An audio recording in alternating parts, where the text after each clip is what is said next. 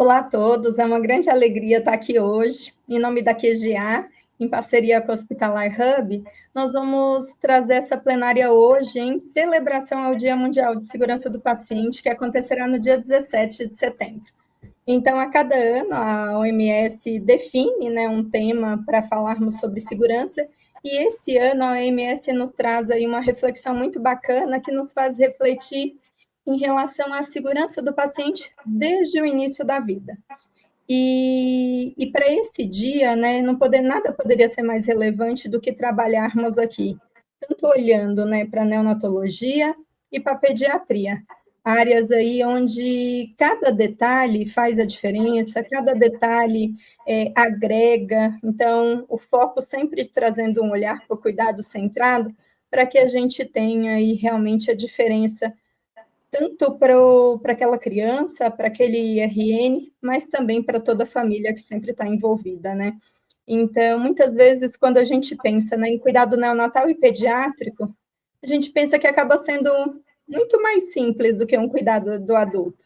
E não é verdade. O cuidado neonatal e pediátrico, ele exige protocolos robustos, ele exige práticas muito robustas, ele tem a necessidade de todo um processo de admissão segura, de classificação de riscos, de direcionamento desse cuidado pela equipe multiprofissional.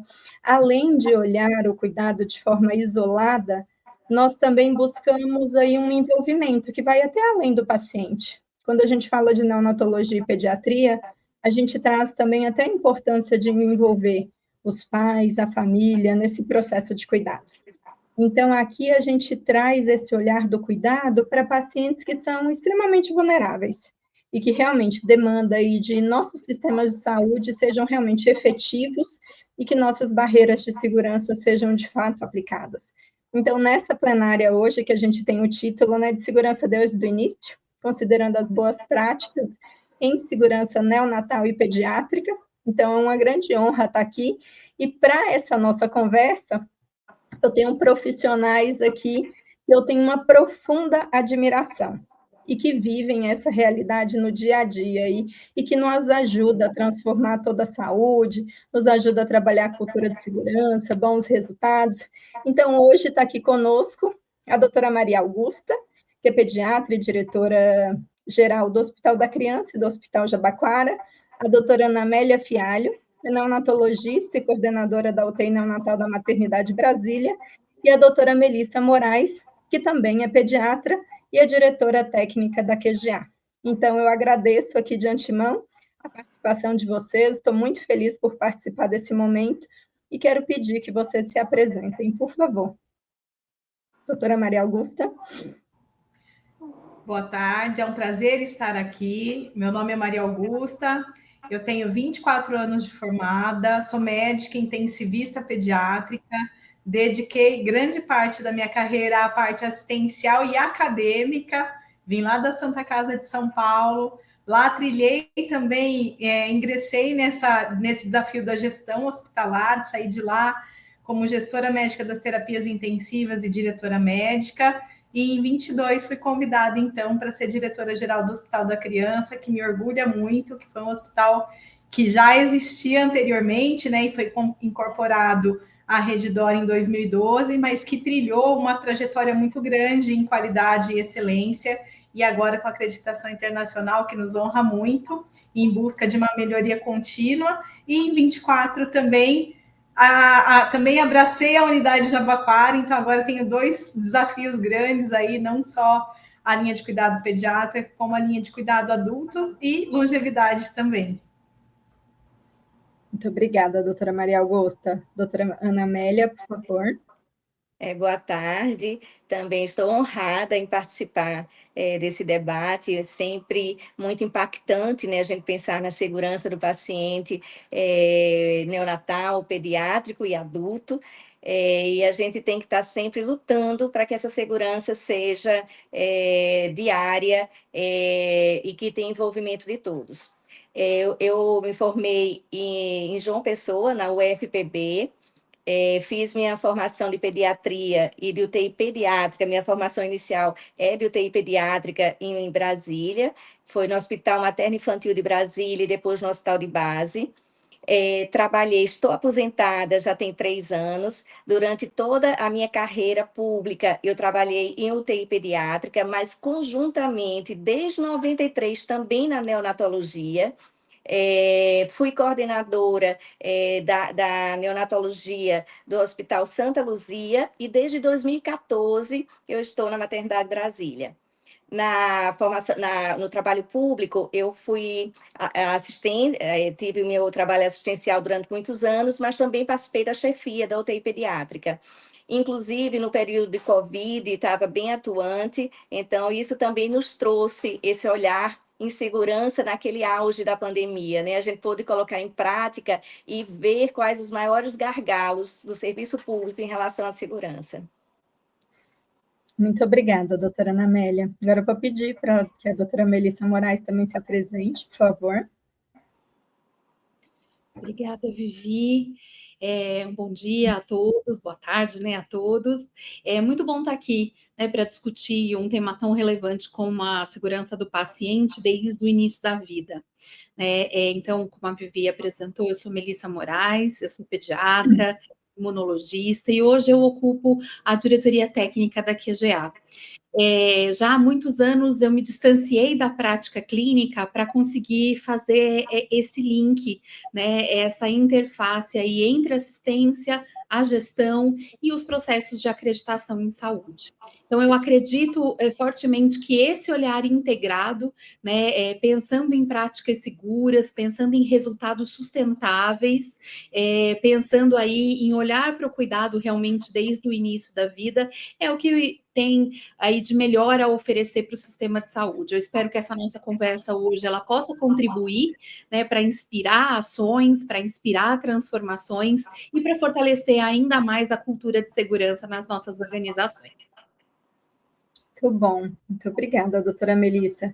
Pessoal, então vocês estão vendo, né, que essa será uma conversa aí verdadeiramente de peso. Então, 3 profissionais incríveis aqui conosco. E já para começar essa nossa conversa, né, eu queria escutar de vocês, né, quais as práticas assistenciais, doutora Maria Augusta e doutora Ana Amélia, vocês acreditam que realmente faz diferença desde o início, para a neonatologia, para o paciente pediátrico? É importante... Não, pode começar, Maria Augusta. Então, é importante dizer, né, que hoje, aqui no hospital, a gente segue as práticas organizacionais obrigatórias, né, segundo a acreditação canadense, e estando no Brasil, também a gente vem de acordo, em concordância com as metas nacionais de segurança. Então, o que é importante? Sempre pensar desde o início da trajetória do paciente no ambiente hospitalar.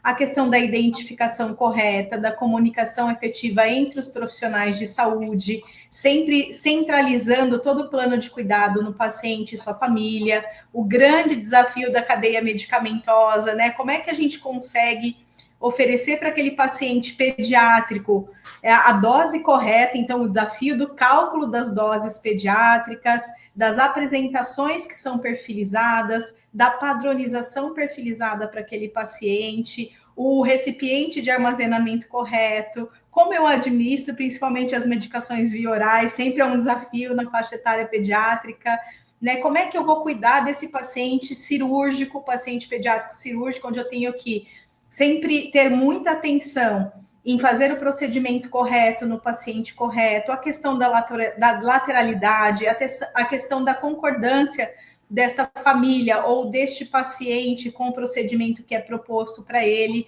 o grande desafio da comunicação com os pacientes pediátricos não verbais, então são crianças vulneráveis e que dependem ainda mais dos seus responsáveis para garantir uma comunicação assertiva sobre o seu quadro clínico, sobre os seus antecedentes, sobre suas comorbidades, as questões relacionadas às quedas pediátricas, então um desafio grande aí relacionado ao período de desenvolvimento, onde o paciente pediátrico começa a andar e, eventualmente, ele tem mais probabilidade de queda durante suas brincadeiras, mesmo no ambiente hospitalar.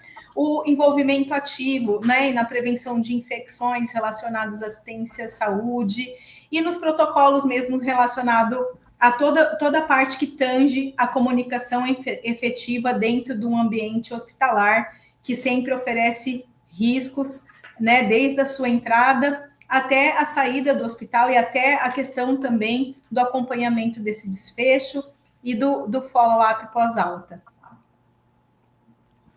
Em relação ao recém-nascido, eu corroboro com tudo que a Maria Augusta falou e ainda acrescento que a importância do acompanhamento desde o pré-natal. Se a gente pensa que a gente vai recepcionar um bebê, a gente tem que ter uma comunicação muito próxima com a obstetra. Inclusive, naquelas pacientes de alto risco que têm morbidades, que participem de grupos de alto risco de medicina fetal, reuniões que sejam mensais, quinzenais, com a equipe multi, dependendo do agravo que esse feto tenha, com cirurgião cardíaco, cirurgião pediátrico, com todas as pessoas que efetivamente vão precisar desse apoio logo após o nascimento. E também, colocando o paciente no centro do cuidado, ter desde esse momento esse contato com a família. A gente tem feito essas reuniões junto com o grupo da medicina fetal, inclusive com o acolhimento desses pais, para entender o que é que eles estão pensando que vai acontecer com esse bebê. Então, trazê-los, mostrar o ambiente, mostrar as equipes. Outra coisa muito importante é trabalhar de forma interdisciplinar. Então, pensando desde a comunicação, a identificação desse recém-nascido, por todos da equipe, né? As pulseirinhas de identificação, a prescrição, os exames, o laboratório, então todos os que estão envolvidos nesse cuidado, tanto clientes quanto fornecedores tanto da sala de parto, UTI neonatal e depois alojamento conjunto. Então, é isso, é a comunicação e trazendo o paciente para o centro do cuidado. Olha que bacana, né? É muito mais complexo, né? Quando a gente fala de prestar aí um cuidado seguro e realmente centralizado no paciente, né?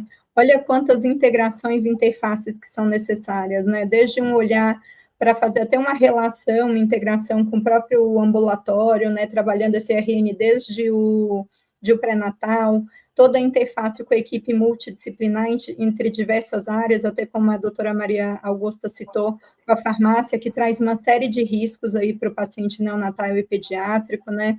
Então, isso é muito interessante, que nos abre os olhos, porque não é algo simples, né? Realmente precisa ser algo muito trabalhado dentro das instituições de saúde. E agora, já até aproveitando essa fala de vocês, que nos trouxe aqui para várias práticas essenciais, vocês conseguiriam nos dar exemplos, né, de algumas dessas práticas que tenham gerado resultados, melhorias aí na assistência a esses pacientes? A questão do aperfeiçoamento dos protocolos traz ótimos frutos, né, Vivi? O que aqui a gente tem como exemplo o acompanhamento dos nossos bundles, tanto de inserção como de acompanhamento mesmo, de manutenção dos dispositivos que são utilizados no ambiente hospitalar.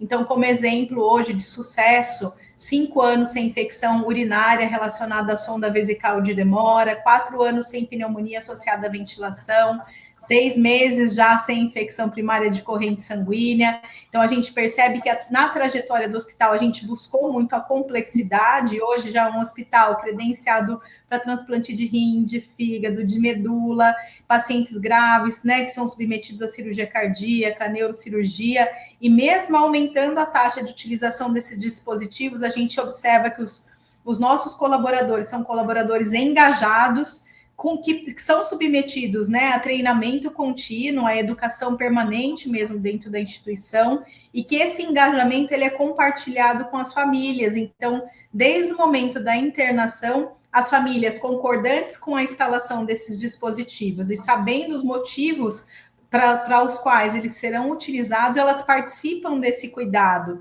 e, eventualmente, até a criança mesmo. Então, quando a criança ela é capaz de entender e se envolver, a gente consegue, inclusive, mostrar para ela, através de um boneco terapêutico, né, a importância de cada um desses dispositivos. Então, elas recebem também um boneco onde a equipe de saúde insere os dispositivos no boneco e participa a criança dessa importância, desse cuidado, da questão do curativo, como é que é feito, quando vai ter dor ou não, e o que a gente pode fazer para não sentir dor. E um outro exemplo muito impactante foi na semana da segurança do paciente do ano passado, a nossa educação continuada fez uma ação com as crianças. E, para nossa surpresa, as crianças sabiam tudo de meta 1, né? De identificação correta do paciente. Então, eles começaram a participar do dia a dia. Então, quando os nossos profissionais adentravam no quarto para fazer uma medicação ou para checar alguma solicitação de exame ou procedimento, a própria criança já falava, se antecipava a esse questionamento do profissional de saúde. Então, como a criança ela pode ser um grande aliado da equipe de saúde para garantir que nossos procedimentos sejam assegurados, sejam seguros. Assim como as mães, os pais, qualquer familiar que esteja junto com a criança pode garantir tudo isso e pode nos ajudar. Então, a gente teve um outro caso impactante também. A criança tinha várias alergias, né, já documentadas, e ela estava acompanhada pela avó num dia específico. A copeira trouxe ali um alimento que possivelmente fosse um alérgeno, né, não descumprindo ali aquela prescrição que foi feita, e a própria criança sinalizou, vó, não posso comer esse corante, ele é vermelho. E a avó ainda teimou com a criança insistiu, falou, eu não vou comer de jeito nenhum. E aí, então, a enfermeira foi chamada e a gente percebeu que ali havia uma fragilidade em prescrição, né, em recomendação da equipe, mas que a própria criança foi uma barreira para que isso não acontecesse. Então, quando a gente envolve mesmo, e quando a família e a criança, elas sabem exatamente o porquê de cada questão que a gente vem apresentando ou propondo, eles são fortes aliados no nosso dia a dia. E isso traz frutos muito benéficos para a instituição, para os pacientes que ficam internados também. Bacana. Emocionante, né? Esse exemplo dessa criança. Eu traria também duas coisas que eu acredito serem muito importantes. Um é o planejamento terapêutico dos pacientes. Eles são feitos, já na nossa instituição já tem alguns anos, com round nos leitos. Então, os pais dos bebês lá no nosso UTI neonatal, eles podem entrar às 24 horas. Então, eles já sabem o horário do round e, normalmente, eles estão lá e eles participam desse round. Então, isso coloca, ele vê que como o paciente fica no centro do cuidado e os pais também são acolhidos, que também são nossos pacientes, né? A gente termina falando que eles são também da equipe, mas com o olhar de paciente.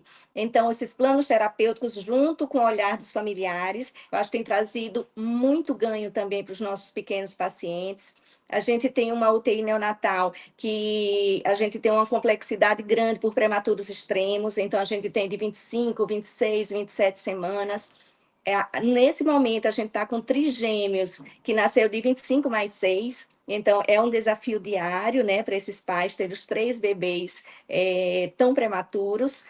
E outra coisa importantíssima é a maturidade de notificação de eventos adversos. A gente tem visto que tem crescido muito a notificação, inclusive se autonotificar. Então, o setor notifica eventos que aconteceram dentro do setor e esses eventos são tratados para serem criados planos de ação. Então, isso tem crescido, tem mostrado para a gente uma virada também em relação a essa maturidade da equipe. Gente, que bacana, né, Mel, que nessa nossa conversa a gente traz aqui coisas realmente que nos orgulham, né? Primeiro é que a gente tem práticas voltadas em realmente trabalhar a redução de eventos, né, trabalhar redução de infecções, inclusive fazendo a inserção aqui da família, trazendo essa importância, né? A gente traz aqui o olhar também em relação à importância de uma notificação de um incidente de segurança, porque isso nos traz aprendizado, né? A gente consegue enxergar melhor ali os riscos e quais as barreiras nós vamos precisar trabalhar. Esse link, né, tanto da integração multidisciplinar relacionada à construção de um plano terapêutico, né, onde a gente consegue trabalhar de forma integrada com a equipe, e também, até como a doutora Maria Augusta trouxe, a importância de fazer a inserção também do paciente nesse processo de cuidado, né, que ele participe também da implementação dessas práticas. E é tão interessante que, muitas vezes, muitos profissionais pensam, mas é só uma criança. mas essa criança ela consegue colaborar tanto, né, em relação ao seu cuidado, à sua prática assistencial.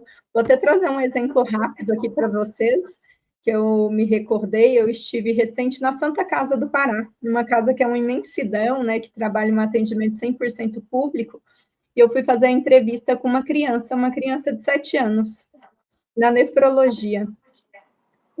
Essa criança, ele me contou todas as práticas, quando ele tinha que chegar, a importância dele lavar as mãos, de lavar a fístula, o que ele podia comer, né, qual a alimentação que era adequada para ele, e aí ele ficava triste, porque o açaí dele, ele só poderia comer, quando ele estava, né, com os exames alterados, só comer uma vez por semana.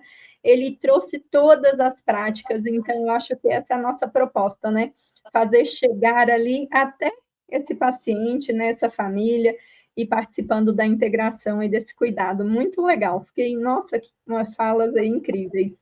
E agora, só para a gente finalizar esse bloco, né, onde a gente olha muito para a prática e para a segurança, quais são os desafios, né? Então, aqui a gente trouxe um olhar para a boa prática, mas quais os desafios que a gente tem que conquistar aí esse cuidado seguro, com qualidade? Eu acho que é justamente isso, né? O desafio do século, manter a comunicação eficiente. Então, justamente nesses momentos que a Ana Amélia bem falou, né? Como é que a gente pode facilitar esses canais de comunicação? Como é que os profissionais, falando às vezes linguagens diferentes, podem ofertar, deixar muito claro qual é o objetivo do cuidado. Então, justamente, né, o safety huddle, então o huddle de segurança, alinhando as informações, o desdobramento dessas informações para a ponta através do shift huddle, o alinhamento durante a visita multidisciplinar e sempre com a participação da família. E outra questão que eu chamo muito atenção aqui no hospital é a inserção do técnico de enfermagem, que é quem fica com aquele paciente o tempo todo e tem muitos segredos a revelar durante a visita multi, né? Então, quem é que olha a lesão por pressão? Quem é o que primeiro identifica um potencial risco? Ou uma questão relacionada a acesso venoso, ou a questão da manipulação da bomba de infusão. Então, como é que a gente garante que todos os profissionais fiquem alinhados? E ainda tem o desafio da transcrição dessas informações para o prontuário ou para a ficha de visita multidisciplinar também, para que outros turnos, outros profissionais consigam garantir esse cuidado, né? E uma outra questão que eu acho muito importante também é como é que a gente consegue alinhar os protocolos de forma que eles sejam compreendidos por todos da mesma maneira. Então, um grande desafio, né, principalmente quando a gente tem uma rede de hospitais da mesma empresa e tudo mais, é realmente garantir que o paciente pediátrico ele seja cuidado da mesma forma, com a mesma segurança em todas as unidades que os atendem. Então, a gente não tinha uma Câmara Técnica ainda consolidada aqui, a gente conseguiu consolidar a Câmara Técnica em 2024, em janeiro, foi um grande sucesso ali, né? O primeiro protocolo que a gente padronizou foi o protocolo de bronquiolite, e isso já vem trazendo bons frutos, a gente já vem trocando bons resultados ali através de reuniões científicas, então esse alinhamento, principalmente aqui localmente, mas também em rede, ganha aí uma robustez e uma importância grande e aumentem muito o nosso alcance, né? Como é que a gente faz com que esse alcance vença aí todas as barreiras de distância, né, entre hospitais, entre realidades diferentes, sempre buscando uma comunicação eficiente. Muito bom. Doutora Ana Amélia, quais aí os seus desafios? Pois é, a comunicação também, porque tudo esbarra na comunicação, né? É a comunicação com o paciente, a comunicação com os familiares, essa equipe multi, as áreas também, que são importantíssimas dentro da equipe, não estão diretamente ligadas à assistência, mas que elas têm também participar dessa comunicação, como engenharia clínica, a gente pensar que no UTI a gente lida com aparelhos, com equipamentos, que tem que estar com a sua manutenção preventiva e corretiva muito próximas, né? Essa comunicação com a engenharia clínica, então, com o laboratório, com todas as áreas, inclusive nutrição, né? Que é importantíssimo aí para essa mãe que está amamentando para criança, essas crianças que têm restrições alimentares, a higienização também o setor de higienização, como é importante, né, para manter também reduzir o risco, minimizar o risco dentro de uma unidade hospitalar. E isso pensando em hospital privado, né? Quando a gente pensa no hospital público, a gente sabe que os desafios são outros, né? Às vezes, muito mais difíceis, né? Sobrecarga de trabalho, má remuneração, falha de equipamentos, os insumos que não são tão adequados, mas a gente tendo o privilégio de ter tudo isso, a gente sabe que ainda tem que ter muito cuidado com essa segurança. A falha não é por problemas de questões financeiras nem políticas, mas a gente precisa estar sempre em alerta com a comunicação e, quando a gente fala em comunicação também, muito importante a transição do cuidado. Né? A transição do cuidado é um momento também muito importante para a gente manter esse nivelamento da assistência sem colocar mais riscos. Muito bom. E agora, transição, comunicação, que vocês trouxeram aqui bastante, é um problema que a gente sempre vê se repetindo aí nas instituições, né, doutora Melissa? E agora eu queria pedir para a doutora Melissa fechar esse bloco, trazendo um olhar aí de como, né, a padronização, a redução de variabilidade, uma boa gestão de riscos, consegue agregar aí para as melhores práticas nas instituições de saúde. Vocês vejam que a gente começou e terminou o bloco falando de práticas de segurança, né? A Maria Augusta até chegou a citar a ROP, e a Maria Amélia terminou com ROP, né? Então, quando a gente fala da identificação do paciente, a transição do cuidado, esses alinhamentos da comunicação, Maria Augusta falou muito sobre a segurança da cadeia medicamentosa. Então, quer dizer, tudo o que foi dito aqui está no coração, né, do que o Kimentum e as metodologias de acreditação pregam, né, e entendem que agrega segurança, né? A gente, quando pensa em protocolo de segurança, a gente pensa que pode ser protocolo clínico, que pode ser bundle, né? A gente pensa em padronizar, mas aí foi muito dito aqui, sem perder a individualidade, né, sem olhar para aquele paciente. Então, como que a gente coloca aí na balança aquilo que é o melhor padrão, mas aquilo que também se melhor adequa, né, àquele indivíduo, porque o cuidado é padrão, mas o risco é individual, né?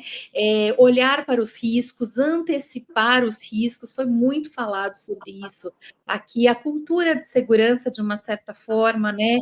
Então, a Amélia falou sobre aprender com os riscos, né, com os eventos, aprender com as falhas, né, e aprender é o cerne da questão, né, me encantou quando a Maria Augusta falou de aí uma forma muito peculiar sobre o envolvimento do paciente, sobre este olhar de trazer formas lúdicas, né, trazer aí a linguagem de forma que ele consiga entender e quanto antes se envolver no seu cuidado. A gente está aqui falando de cuidar de uma geração que vai crescer com esse aprendizado, de entender a sua importância, né, no papel do cuidado, né, e a sua relevância, não só como simplesmente um alvo do cuidado, mas alguém que está fortemente engajado, né? A gente precisa despertar essa importância, e eu acho que aqui a gente tem, né, uma discussão riquíssima com relação a isso. E não dá para terminar a análise desse bloco, Vivi, sem falar da jornada de cuidado e de todas as integrações que são importantes, né? A Ana Amélia falou da importância de lá atrás, antes desse bebê nascer, né, fazer essa articulação com a equipe do acompanhamento obstétrico, né, entender os riscos antes que esse neném nasça, trazer essa família para alinhar a expectativa, né, daquele bebê que eu espero, né, o bebê Johnson's, Rosinha, da propaganda, com aquele bebê que eu vou primeiro deixar no hospital por muito tempo e depois levar para casa, eventualmente, né, com necessidades que a gente não previa antes, né, alinhando aí todas as expectativas para o cuidado. Então, acho que só com essas 3 perguntas, Vivi, a gente ficaria um dia inteiro conversando, né, sobre questões relevantes, questões importantes, mas acho que eu vou parar por aqui para deixar as nossas convidadas que têm muito para falar das experiências delas, né, e dos grandes avanços que elas observaram nas instituições onde elas estão inseridas. Vou abrir para o próximo bloco. Olha que interessante, né, Mel? Quando você estava falando aqui, eu estava realmente refletindo sobre isso, né? De quanta coisa bacana e importante nós trouxemos só aqui nesses minutos de conversa, assim. Tenho certeza que vai ser um grande aprendizado aí para quem está acompanhando essa plenária. Mas, como aqui também nós estamos, né, com 3 médicas e 3 gestoras, a gente sabe, né, que para ter um cuidado seguro, um cuidado de qualidade, vai além do técnico, né? Então, a gente precisa ter uma gestão alinhada. E sempre que a gente fala de cultura de segurança, a gente não fala de cultura de segurança só ali na base, no operacional. Então, essa cultura de segurança aí a gente precisa ter uma boa gestão. E aí eu queria escutar de vocês, né, que na visão de vocês, como essa gestão, né, uma adequada gestão em saúde pode ajudar no fortalecimento dessa cultura de segurança? Através até da segurança como sendo um objetivo do mapa estratégico da instituição, né? Então, a segurança ela precisa aparecer, precisa estar em foco para que todos compreendam e se motivem. Além disso, baseado, é claro, no perfil epidemiológico de atendimento daquela instituição, nos riscos que aquela instituição possui, elaborar um plano de segurança para que esse plano ele seja desdobrado ali através dos protocolos, através das práticas assistenciais, através do monitoramento constante dos riscos, como a Ana Amélia trouxe ali na questão das notificações, né? E o amadurecimento da instituição, é claro, entendendo as notificações como oportunidades de melhoria, as discussões tão produtivas, né? É óbvio, ninguém quer ter núcleo de segurança ali, ninguém quer ter evento adverso, mas eventualmente, quando eu tenho, como é que eu discuto essa questão? O que eu elaboro, o que eu trago como um plano de aprendizado e de melhoria? E a gestão hospitalar também como a grande parceira da ponta da assistência e da operação também, que é tão importante no ambiente hospitalar, como também já foi falado, né? Então, como é que um gestor, ele proporciona que sua equipe se mantenha atualizada, se mantenha focada, como é que eu crio um clima organizacional favorável dentro do nosso estresse do dia a dia, da superlotação, como é que eu ainda trago os colaboradores engajados e motivados para a garantia da segurança dentro da instituição, e como é que eu consigo trazer para eles também sempre atualização, participação de eventos, né? De eventos, eu falo de eventos científicos, como é que a gente traz ali depois de um turno de trabalho super estressante, ainda um colaborador aprendendo na plataforma de educação à distância ou de uma aula que é proposta dentro da instituição. Então, é um grande desafio, mas, de novo, é um desafio que é extremamente motivador e que traz também grandes aprendizados e grandes melhorias para a instituição. Obrigada.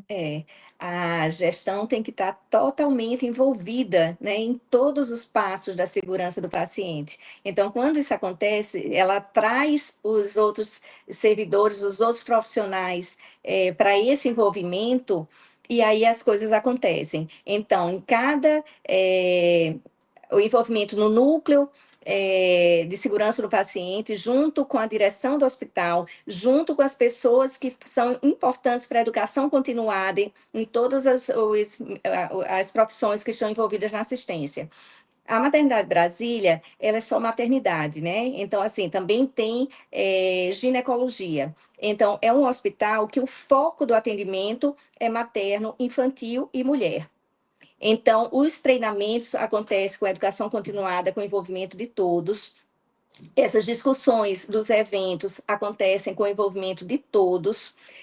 O Safety Huddle nível 3 tem acontecido com muita frequência. A gente faz o nível 1, passa para o nível 2, quando a gente detecta que tem alguma coisa que precisa do envolvimento da gestão, da direção, já vai direto para o Safety 3, e as coisas têm acontecido de uma forma mais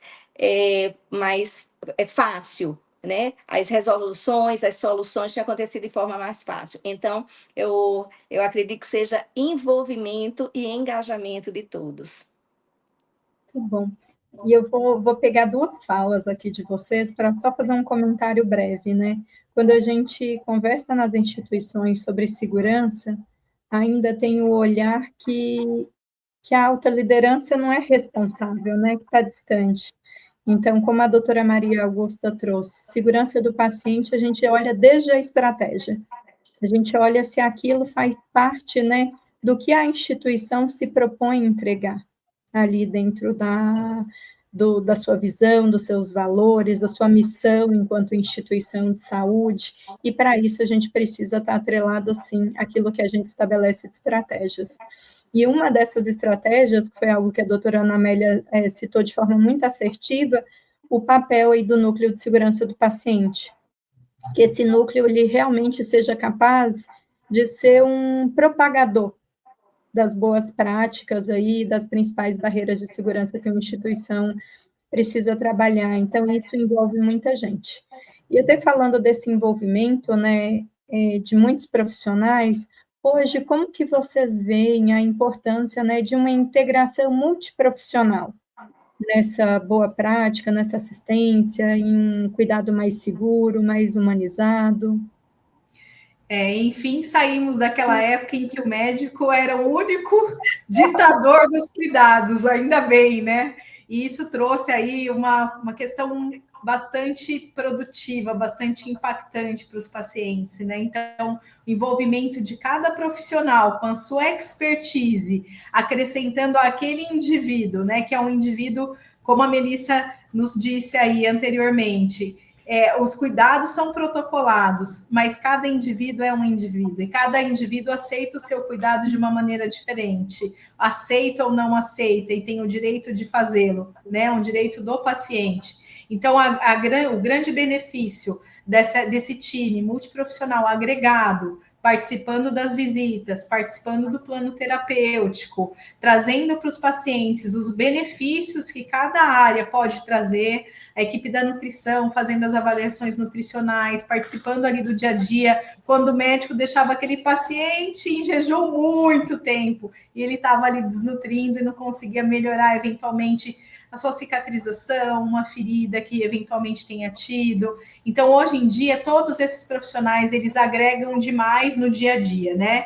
E aí os desfechos que eles proporcionam para esses pacientes, com certeza, são muito mais exitosos. Então, cada um com seu papel e responsabilidade dentro daquela equipe, agregando opiniões, né, ou não, discordâncias que eventualmente são muito produtivas, né, e que aquela equipe seja madura para realmente discutir cada ponto e pesar o risco-benefício, sempre compartilhando aquilo com a família. Então, finalmente chegamos nessa era onde todos os profissionais são valorizados de maneira igualitária. Concordo plenamente.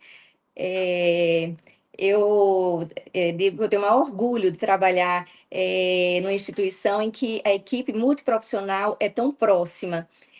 No UTI neonatal, a gente não trabalha, a gente não faz nada se não tiver o apoio diário de fisioterapia, não só o apoio, é a ação, a atuação efetiva.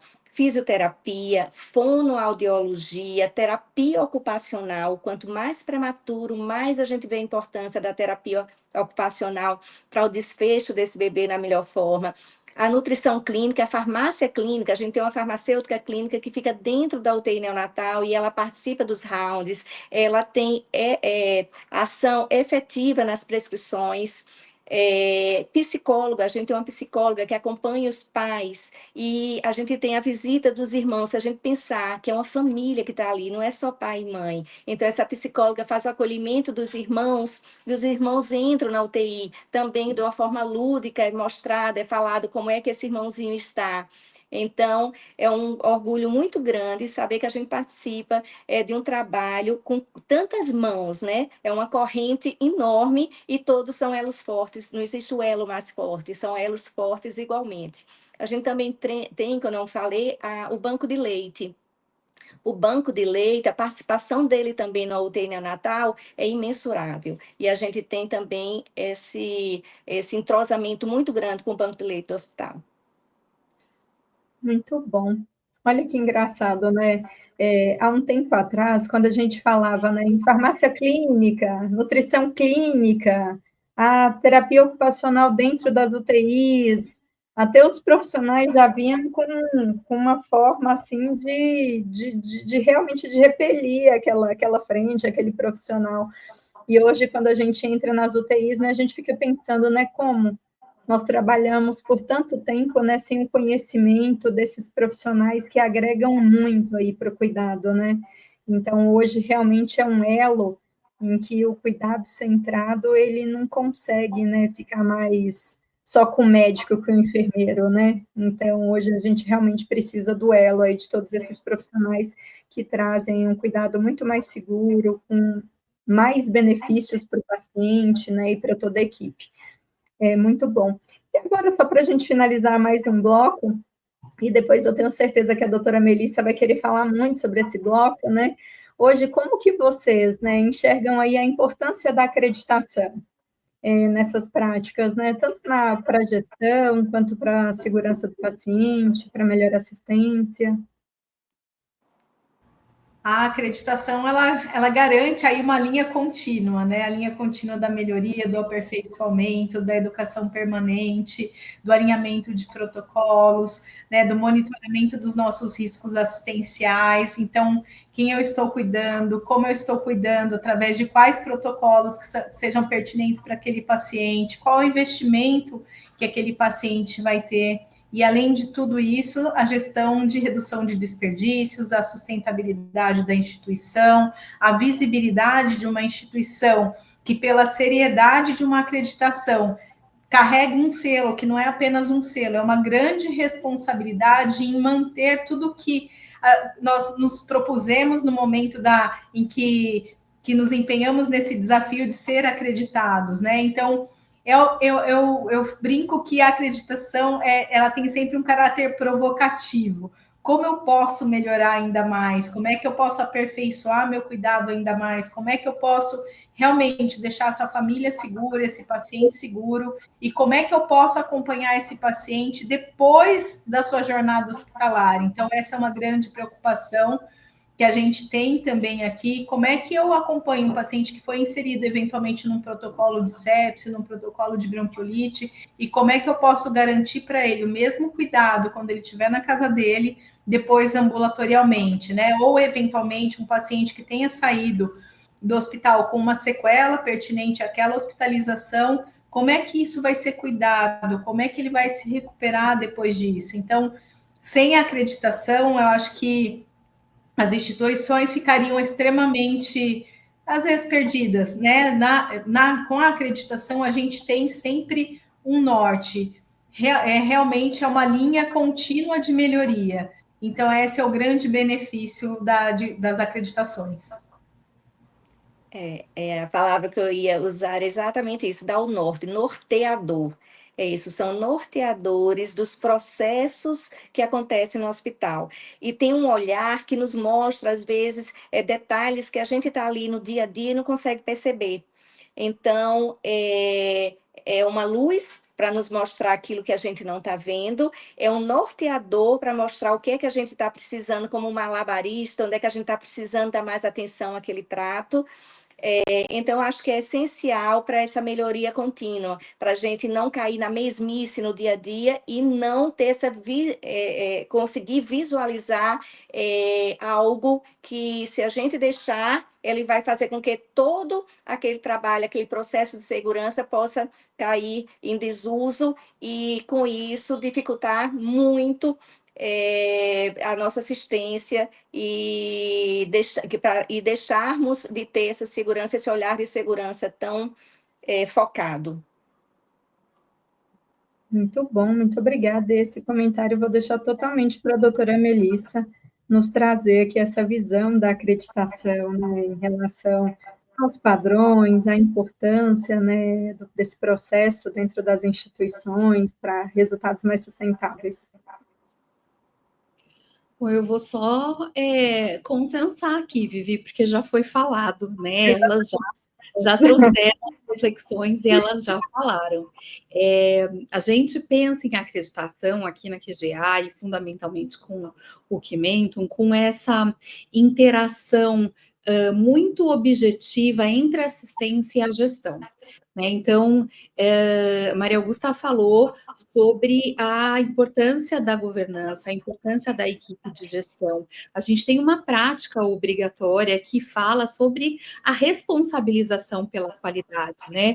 O quanto que a qualidade tem que estar na estratégia, na agenda da gestão, né? Entendendo aí, até dentro da visão institucional, né? Qualidade tem que estar ali, né? O cuidado seguro, a assistência humanizada, isso tudo tem que estar ali dentro dessa estratégia, né? E o que os processos de acreditação, fundamentalmente, eles vão incentivar, provocar, como foi dito, né? O ciclo, né, de planejar, implementar, monitorar, revisitar e aí promover as transformações necessárias para uma condução aí de uma linha, né, que no fim das contas a gente vai observar mais do que a mudança, a melhoria do processo com a melhoria dos resultados, né? A gente começa falando de cultura de segurança, mas a cultura de segurança ela não está descolada da cultura organizacional, né? A gente não consegue transformar a cultura de segurança ou implementar a cultura de segurança, que é a que a gente vai medir nas pesquisas e tudo mais, se isso não estiver fortemente enraizado na cultura organizacional. Então, a gestão, a estratégia, elas vão ser provocadas, né? E aqui internamente, a Vivi já tem bastante conhecimento disso, e é interessante a gente trazer essa reflexão.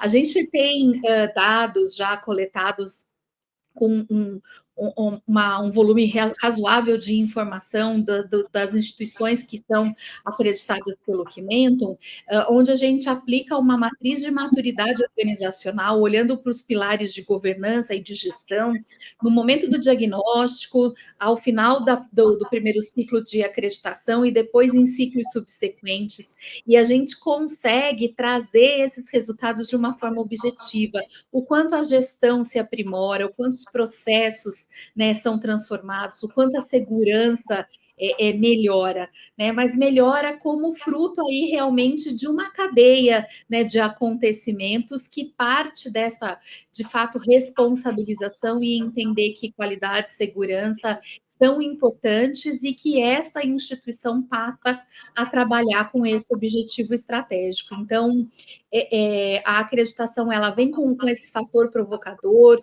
de cobranças aí do o que mais, onde mais, por que não fazer diferente, né? E realmente para que a gente possa fazer todas as integrações necessárias. E para terminar esse meu comentário, eu queria até complementar um comentário do bloco anterior, quando a gente fala aí da equipe multi, né?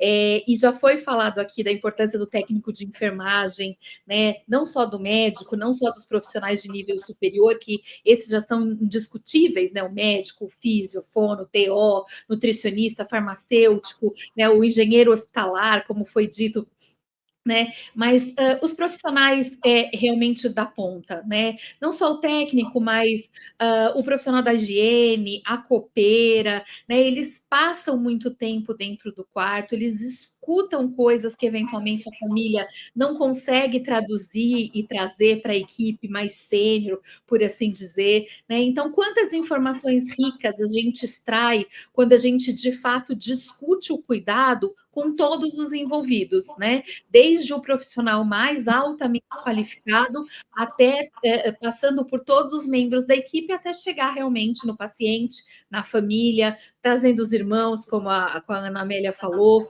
né? Não dá para a gente esquecer que mãe de um prematuro que acaba, às vezes, ficando internada junto com ele, né? Aquele bebê que está em casa, ele não conheceu o irmão e ele perdeu a mãe dele por alguns meses que estão ali, né? Então, o quanto que a gente precisa, de fato, olhar para todos, né, os envolvidos, não só no cuidado, mas também recebendo esse cuidado para fazer esse planejamento da forma mais adequada e mais abrangente possível. Então, acho que a mensagem aqui era essa.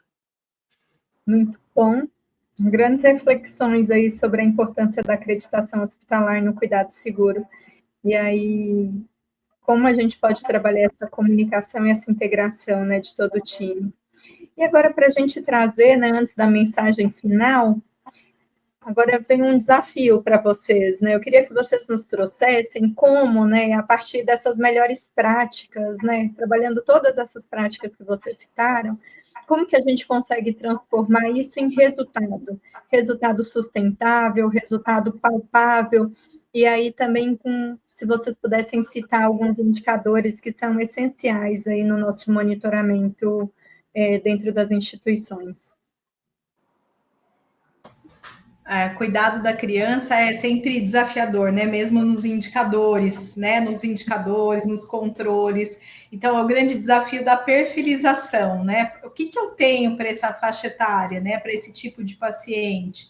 Então, hoje a gente já traz os indicadores que são indicadores assistenciais, né? Relacionados aí à prevenção de infecção relacionada à assistência à saúde, mas na criança é muito importante que a gente traga também a questão dos indicadores sociais. Então, em que contexto essa criança vive, né? Que família ela tem? Quem é a rede de apoio dessa criança?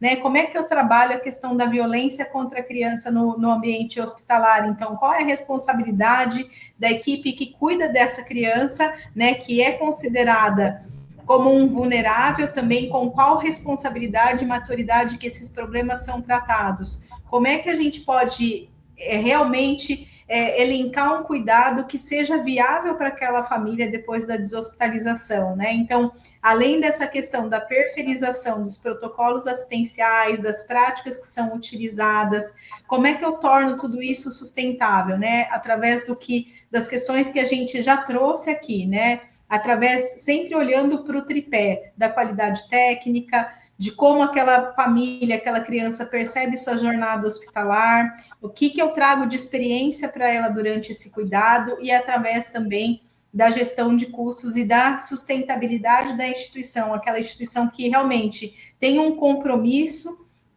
para a garantia de que todas aquelas práticas implementadas, elas sejam perenes, elas sejam permanentes, sejam da ciência de todos os profissionais que são envolvidos nessas práticas também, e através também do engajamento de todos os profissionais, desde a alta gestão até a ponta. Muito bom. Então, a interação, né, da equipe assistencial com a equipe de gestão e as estratégias da instituição. E os indicadores na neonatologia, indicadores de qualidade, que a gente acha que são muito importantes, a alta hospitalar em aleitamento materno exclusivo. A gente acabou de sair do Agosto Dourado, né? O Agosto Dourado, o lema esse ano juntou sustentabilidade também, pensando que um bebê que mama no peito, ele não está participando, o leite, a fórmula láctea, ela precisa de indústria, de transporte, então leva à poluição do ambiente. Também, um paciente em aleitamento materno exclusivo, ele melhora a imunidade, tem menos uso do sistema público de saúde. Então, a sustentabilidade também de políticas de saúde. Então, aleitamento materno exclusivo da alta, principalmente naqueles prematurinhos, é um grande indicador. E a gente tem como também trabalho numa rede, né? A Maternidade Brasília é da rede, que era da ASA, agora é Rede Américas, e a gente tem os grupos de encontro GMA, obstetrícia e neonatologia. E o aleitamento materno, como a gente tem um banco de leite, esse nosso indicador é sempre muito bom. E a gente tem a equipe de enfermagem treinada para o aleitamento materno, a gente conta com fonoaudiólogas também no alojamento conjunto e do banco de leite. Então, a gente dá todo esse suporte com atendimento, inclusive, fora da alta, no follow-up pelo banco de leite. Então, aleitamento materno, o nosso grande desafio na neonatologia e PCS, principalmente naqueles prematuros extremos, eles precisam de um acesso por muito tempo. Então, esse continua sendo o nosso grande desafio, mas é um indicador importantíssimo para a melhoria das práticas assistenciais no UTI neonatal, junto com o núcleo de infecção hospitalar.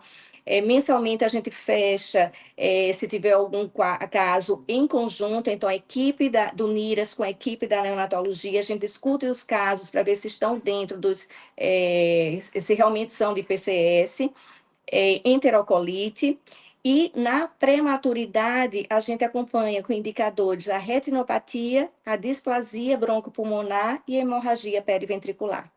Então, são indicadores muito importantes para o desfecho desses recém-nascidos. Muito bom. A importância, né? Além de se trabalhar uma prática adequada, né? A gente precisa medir até para saber se a gente está no caminho correto, né? Muitas vezes as instituições falam, não, mas eu faço a prática, para que eu vou medir? Então, a gente só vai saber se eu tenho ou não adesão, se eu tenho ou não bons resultados, só a partir dessas medições que são essenciais, né? Então, vou até fazer uma brincadeira, né, que é uma frase que é atribuída ao Deming, que ele diz, né, em Deus eu acredito, para os demais tragam-me dados, né, e esse é o real, né, a gente só consegue direcionar nossa assistência a partir de dados onde a gente consiga gerar informações aí sólidas que vai direcionar aí nosso cuidado. E agora, só para a doutora Melissa fechar aqui essa parte dos indicadores, queria que ela contribuísse em relação à importância, né, Mel, desse sistema de medição aqui para a saúde. Na verdade, o que a gente defende é que o indicador, ele traduz o cuidado em dados objetivos, né? E se a gente não entende esses resultados aí de uma forma objetiva, a gente não consegue, de fato, definir se aquilo que foi planejado, se aquilo que a gente almeja, de fato, consegue ser alcançado. Né? Aqui, nesse perfil, falando especificamente da pediatria, da neonatologia, a gente está falando de entender as tendências, né? De olhar, então, para os dados de desfechos de protocolos, as taxas de infecção, o entendimento dos eventos adversos, e aí nortear, né, a revisão ou a implementação de novas práticas. A gente tem que ter em mente sempre que, mais do que medir, o indicador ele vem para engajar as equipes, né, para buscar aqueles resultados que são os resultados ideais e aqueles resultados que a gente se orgulha e que a gente quer entregar. Né, o grande desafio, eu entendo no cenário atual, é que os indicadores hoje eles são em enorme número, né, com dificuldade de coleta, e aí as equipes responsáveis elas passam muito tempo buscando as informações e pouco tempo, de fato, analisando essas informações para tomar decisões direcionadas e para promover as transformações. Né? A gente precisa automatizar mais para controlar melhor, né? E aí poder, de fato, comparar. Né? É um desafio, né? É aí realmente uma chaminha que a gente começa a acender e que a gente quer que pegue fogo realmente, né? Que as instituições elas se comparem. Né? A gente tem a experiência, por exemplo, da Rede Vermont olhando para os resultados da neonatologia, né? Então, a gente tem instituições de diversos locais do mundo que usam as mesmas informações para se comparar, né? E para entender que talvez eu tenha outras formas de fazer e conseguir melhores resultados e melhores entregas. Então, aqui na QGA, a gente tem cada vez mais buscado a confiabilidade das informações, né, no sentido de validar os dados, de entender se as fichas técnicas elas estão bem definidas, se esses indicadores definidos, eles estão direcionados e eles se correlacionam com as estratégias, né? Porque também não adianta eu ter uma estratégia e medir um indicador que não me dá informação nenhuma, né? E se esses dados que a gente está usando para tomar decisão, porque o indicador é para isso, né? É para tomar decisão, eles de fato eles são confiáveis e eu posso tomar as minhas decisões bem direcionadas, bem encaminhadas, né? E para promover as transformações aí que a gente precisa promover, transformando esse ciclo, né? Transformando os números, né, num impacto real, com uma entrega mais qualificada para os nossos pacientes, as suas famílias, para as nossas equipes também, né? Porque enquanto gestores a gente tem essa responsabilidade de fazer melhores entregas e entregas mais qualificadas para as nossas equipes e para o sistema de saúde como um todo. Muito obrigada. 3 reflexões muito importantes em relação a esse sistema de medição que é crucial.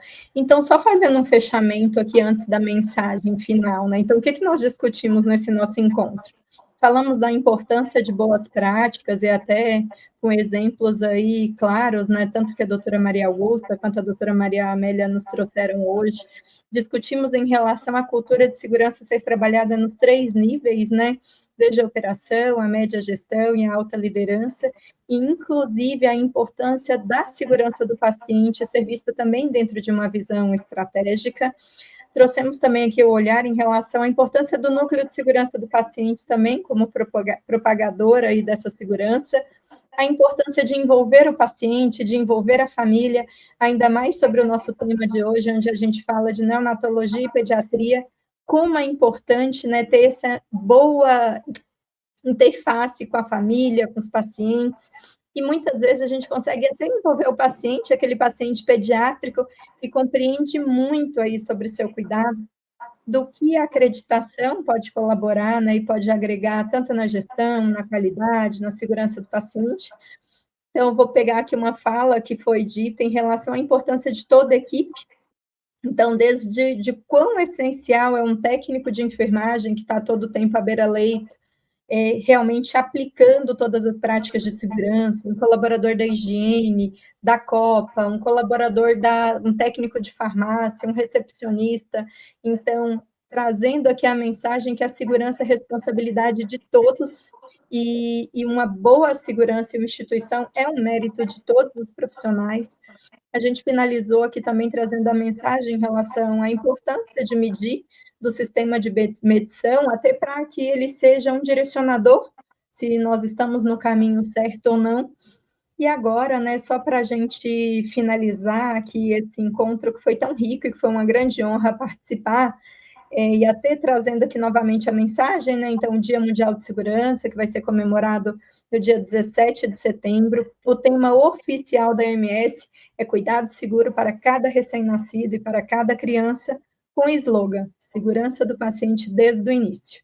Então, eu queria pedir aqui para vocês 3, qual o conselho ou qual a recomendação vocês dariam hoje, né, para garantir a segurança do paciente, do neonatal, da criança, dentro das instituições de saúde? Qual o conselho que vocês deixam para instituições, né, maternidades, pediatrias, que estão buscando aí trabalhar uma assistência mais segura e de qualidade?